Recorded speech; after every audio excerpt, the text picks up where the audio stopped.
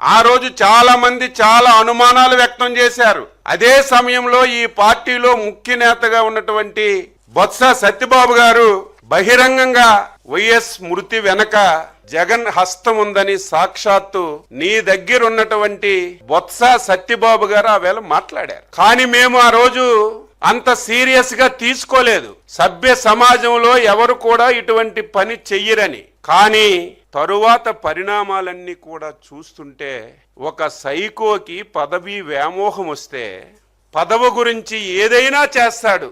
తండ్రినైనా వదలడు, బాబాయినైనా వదలడు, తల్లినైనా వదలడు, చెల్లినైనా వదలడు, ఈవెన్ పార్టీ వాళ్ళనైనా సరే వదలడని తరువాత జరిగినటువంటి పరిణామాలన్నీ కూడా మనం చూస్తున్న విషయం కూడా ఈ సందర్భంగా తెలియజేస్తున్నాను.